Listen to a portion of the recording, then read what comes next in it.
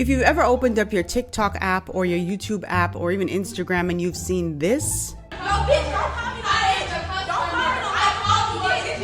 and this, time to start shopping at Trader Joe's. And this. So this woman just hit this guy and she's trying to steal from the store. And you're sick of it, chances are you're experiencing black fatigue. What is black fatigue? Essentially, black fatigue is a growing weariness of the actions of the quote-unquote black community. It's not black fatigue, it's ghetto fatigue. It's ratchet fatigue. People are tired of the ratchosity. Yeah, I made that up. Love me or hate me, God knows you made it. When he let his eyes on me. Hello everybody and welcome back to another episode of the This Bahamian Gyal podcast. My name is Rogan and on my platform I do social commentary and reaction videos. I encourage my audience to have private conversations in public. If you are listening to the podcast version of this episode and you want to watch the video, please go to my channel, This Bahamian Gyal, or rather youtube.com/This Bahamian Gyal. And if you are watching and you just want to listen to the podcast version, please find me on Apple, Spotify, iHeartRadio, and everywhere else that you get your podcast. So let's just get right into today's video. So I'm sure many of you have heard of this trending topic known as black fatigue. Now here's the thing. A lot of people think that this black fatigue is only occurring in white groups, that white people are mad at black people or having black fatigue. But it's other races as well, including black people who are starting to have black fatigue. Hey man, it's getting spooky. I just came across something called black fatigue. And basically, it's white Americans are sick of our I got news for you. Black Americans are sick of your... That's right. Black people are sick of black people's This is what black fatigue looks like. I'm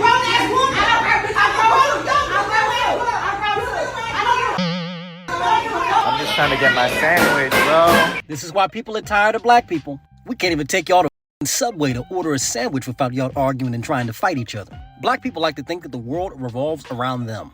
That you've got to wait on black people. We got to get ours first. I'm going to handle my business. I don't care about anybody else's. I got to sit back and yell and scream and holler and act like I'm a little girl rather than a grown woman in a restaurant. This is another reason for why people don't take black women seriously, because they act like this. I don't care who was wrong in the situation. Both of you are hood rats acting like two children. This is the main reason for why I'm not even talking about white people, but a lot of minorities in this country are tired of black people because they have to deal with this on a daily basis. They have to go to restaurants and go to schools and go to parties and go anywhere. And this is the kind of behavior they see from black people. We take up a bunch of space, we sit back and we put all of our business out there for everyone to hear. And then when someone says something, oh, they in the wrong. Who the f*** are you? You need to mind your own business. You made it everyone's business when you came outside to act the fool today. So don't be surprised when someone wants to say something about it. This video might make you uncomfortable, but it needs to be made. There's a growing sentiment, most recently, of individuals who are proclaiming they do have black fatigue. And you don't have to be a non-black person to have black fatigue. What does that phrase actually mean? Essentially, black fatigue is a growing weariness of the actions of the quote-unquote black community. But it goes deeper than that, because we are in 2025 now, and we are being judged based on the content of our character and not the color of our skin. But the interesting part is the lie that's been sold to the black community in particular is that the color of our skin dictates the content of our character. That's why in the black community, sometimes you'll hear people say, oh, you are acting white, when they're talking to someone like myself who doesn't act the way most people would expect a conventional black person to act. In their minds, there is a correct way to act black. And the people in your ethnic group who fulfill those very negative stereotypes, those are the ones who are going to essentially drag down the collective whole. And that's why there's individuals who are black who do and can have black fatigue, because they see how damaging it is to see the worst of us attract all this negative attention that then unfortunately gets ascribed to the entire race all too often. But what's unfortunate is here in 2025, now we have to contend with the fact that there's people who are so sick and tired of seeing those negative aspects those negative individuals in the black community attracting all this attention, that's what is spurring this black fatigue. It's not black people, it's the subculture. It's the obnoxious, loud, belligerent, confrontational, not in control of their emotions, not in control of their feelings group that are giving everybody else a bad name and expecting people to just kind of shut up about it. And they look at you like you're the problem when you're looking at them and they are the problem. That's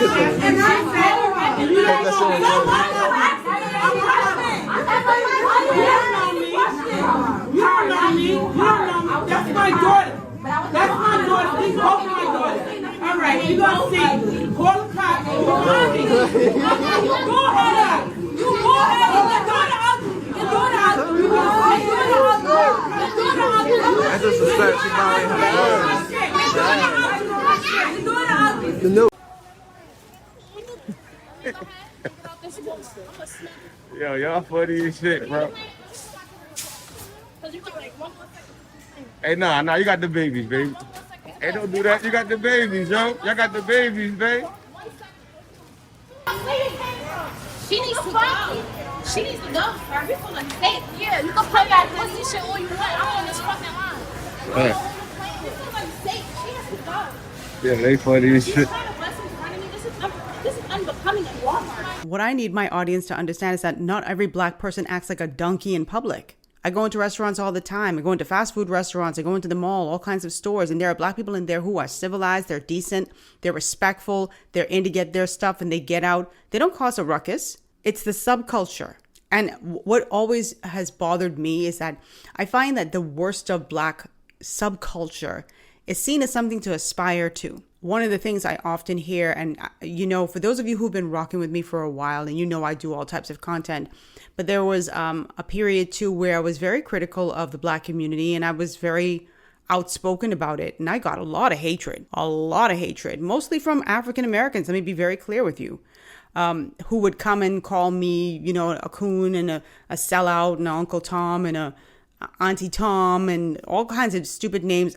My personal favorite, Auntie Ruckus, you know, because they didn't like me calling this stuff out. But the fact of the matter is, it's not just me. It's a lot of people. And what we're seeing now is a lot of white people are like, I don't give a damn. You could call me racist. You could say whatever you want to say about me. I don't care. You're ratchet. You're ghetto.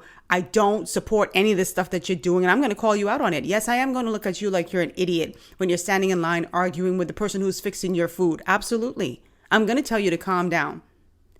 And I think it's about time, to be honest with you. I felt like white people were being so docile in some respects because maybe it was just a different time. Maybe people were trying to be respectful. Maybe they just didn't want the confrontation. But now they're like, nah, you're not going to talk to me all recklessly and all kind of crazy. So you are seeing a lot of white folks now saying, yeah, I have black people fatigue or black fatigue.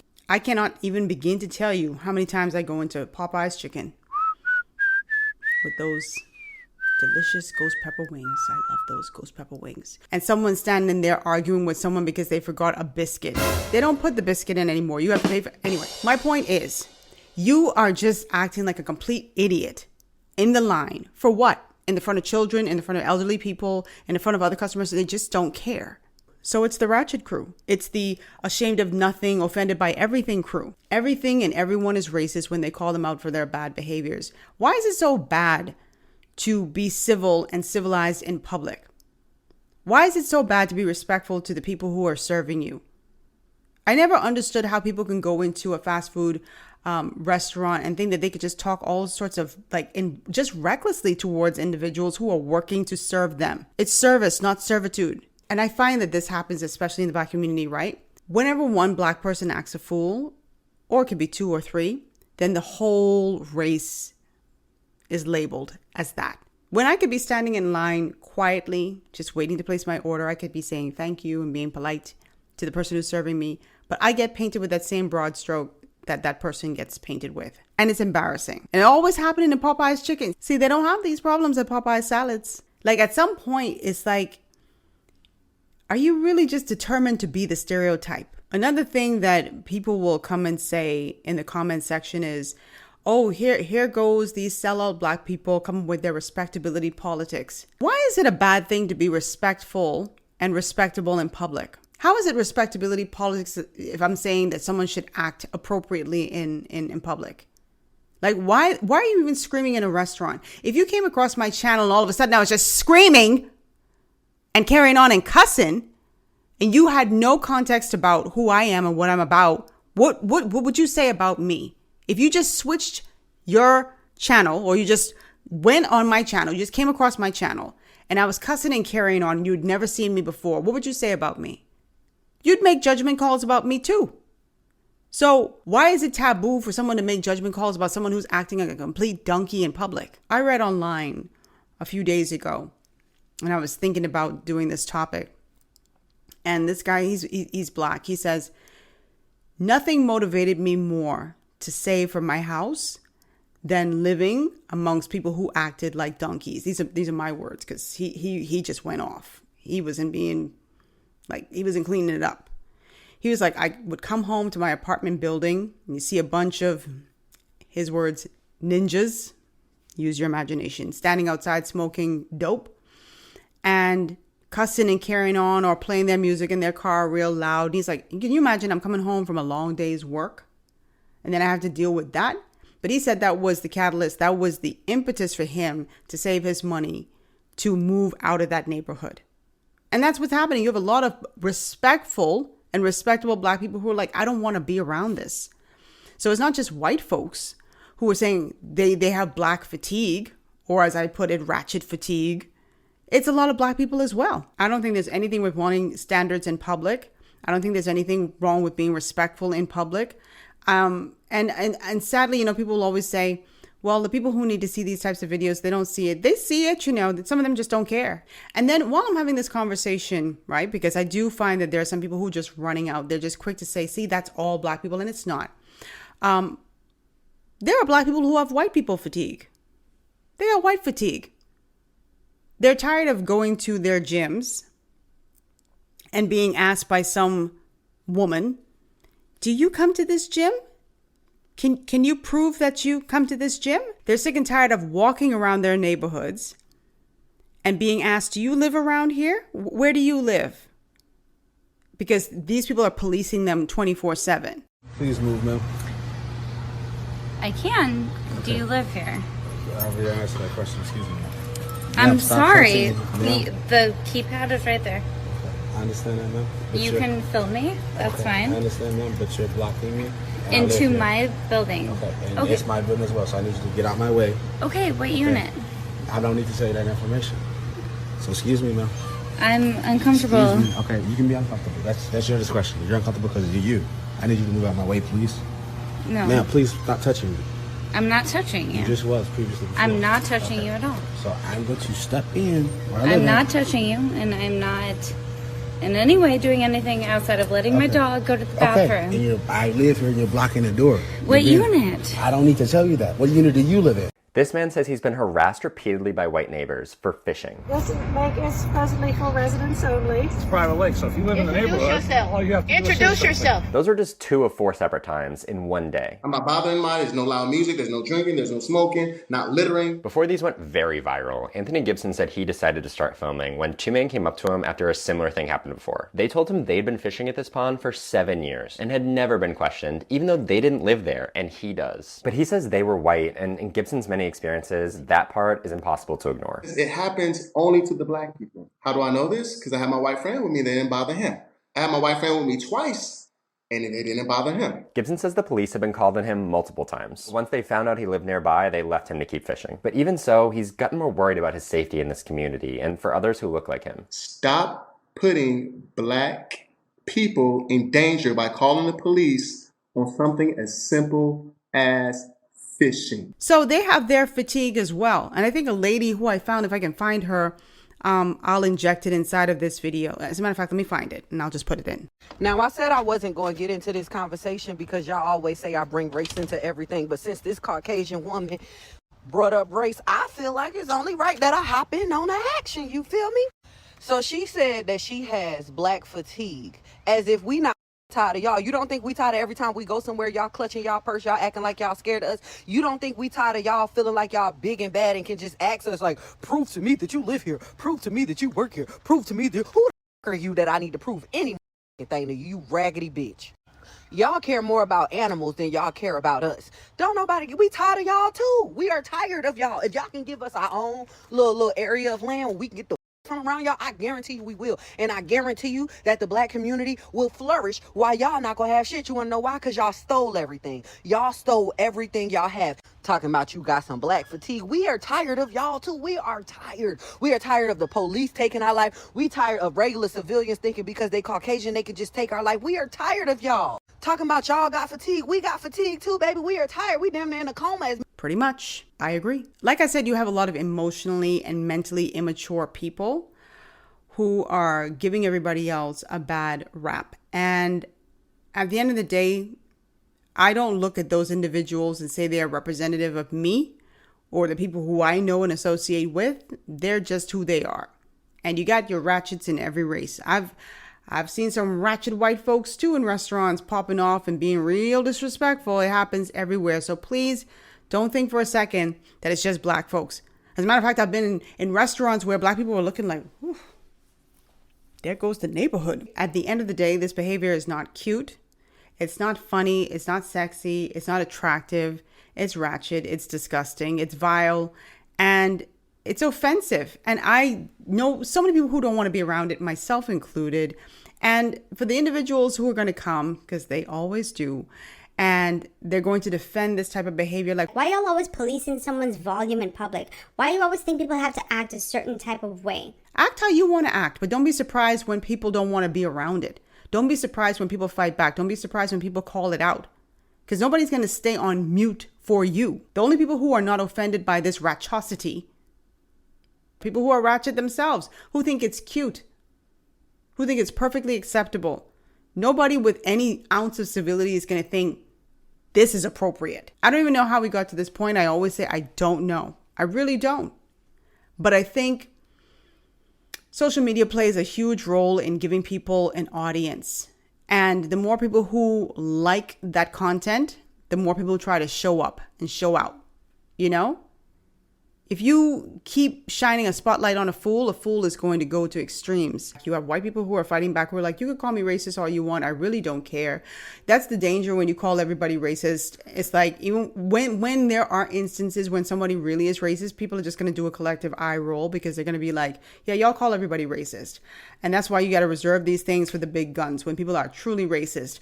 A father being inside of a restaurant or at a gas station or in a hotel with his children, and he probably doesn't curse in the front of his kids. And I'm talking about, it could be a black father, it could be a Hispanic father, it could be whomever.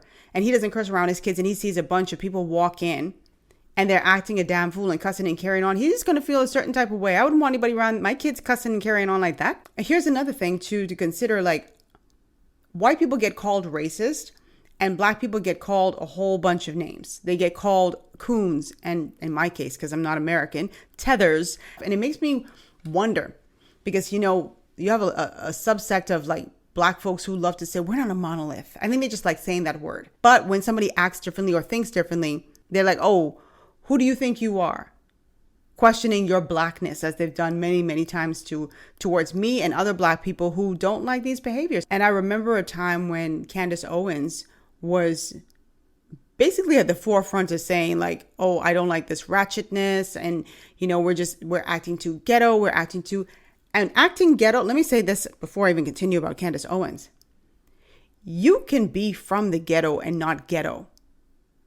I have so many family members who are from inner cities. I mean, like the worst areas you could possibly imagine.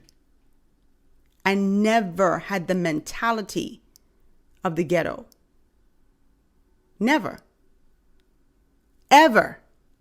So when I say ghetto, I don't want people who are living in inner cities to think for a second that I'm demeaning you. If you don't have that mindset, then this doesn't apply to you.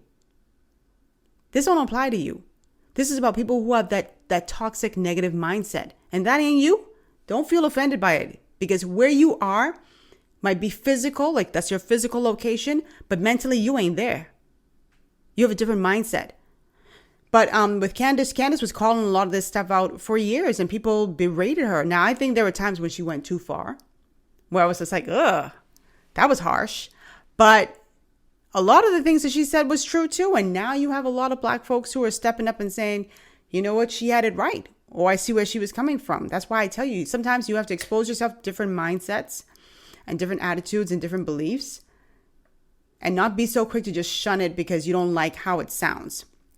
Anyway, guys, drop your comments down below. Let me know what you think about this whole thing. I'm happy to see more people speaking up and speaking out against this subculture. Like I said, I don't believe it's black fatigue. I think that is the blanket label of it because, you know, it is what it is. They're referring to certain black people, but it's the subculture. Because I really doubt that anybody is having Serena Williams fatigue, and she's black. Damon Wayans fatigue. Beyonce Knowles Carter fatigue. Well, maybe you are. Maybe from a musical side, but no. Right now, I having mosquito fatigue because I didn't get bite up but 3 times. And some ain't even officially here yet. Yes, this is just me ranting. Anyway, drop your comments down below. And he bite me hard if I see him again. Drop your comments down below. Let me know what you think about all of this. For the black folks who are sick of this toxic, nasty, ghetto subculture, like what are your thoughts about it? Have you distanced yourself from individuals who you feel are like kind of like bringing down the culture, bringing down the race? Like, what are you doing to kind of stand aside, or you just don't care? Do you just not care? And for white folks who are watching, like, what do you think about this? What do you mean when you say black fatigue? For me, when I say it, I don't even say black fatigue. I just be like, these damn ratchet people getting on my nerve. I don't say black fatigue, but like, what do you mean? Are you just referring to the subculture? Or are you speaking about black people entirely? You're tired of all black people. What is it? So you can just talk down below and weigh in on the conversation in any way that you choose to. I am always grateful for your commentary, whether you agree with me or disagree with me, because on my platform, I don't expect all of you who come across my channel to agree with me. I don't. I just ask that you be respectful in your disagreement and attack the argument and not the host. Okay. What else was I going to say? Oh, if you would like to support this channel, please, you can scan the QR code on the screen. You can buy me a cup of coffee. You can be a regular contributor to this channel by going into the comment section, in the description box, and you'll see ways to become a member and all the various ways to donate to this channel. It helps keep it operational. Follow me on my blog, thisbahamiangyal.com. Again, if you are watching and you want to listen sometimes on your drive, you can follow me on Apple, Spotify, iHeartRadio, and everywhere else that you get your podcasts, because this is a podcast. Did I tell you guys go to my blog, thisbahamiangyal.com, and sign up for my newsletter? I send my newsletter out every Wednesday. It's such a wonderful newsletter, and I cannot begin to tell you how many people will read it and say, I don't know how you were able to talk about exactly what I was thinking. It's all God, ain't me, right? But it's just crazy. Every time I put out a newsletter, I get a bunch of people emailing me saying this was from me. Very inspirational, educational, very uplifting. I do talk about content creation sometimes and like my journey, but I really just want to uplift you guys and inspire you guys. So please sign up for the newsletter. Be sure to watch my social commentary playlists as well, guys. I have so much content across so many different categories that I don't think you'd get bored. And that's why y'all need to subscribe to this channel. Subscribe to this channel. Thank you so much, by the way. I recently crossed over 200,000 subscribers, and I'm so, so grateful. A young lady who I interviewed on my platform last year, she said, Ro, how are you celebrating? And I was like, I don't celebrate too long. The Virgo in me just won't allow it. Like, I just get right back on to saying, okay, time for a new milestone. What's next? I love you guys, and I will see you all in my next video. Love you guys. Bye. Mwah.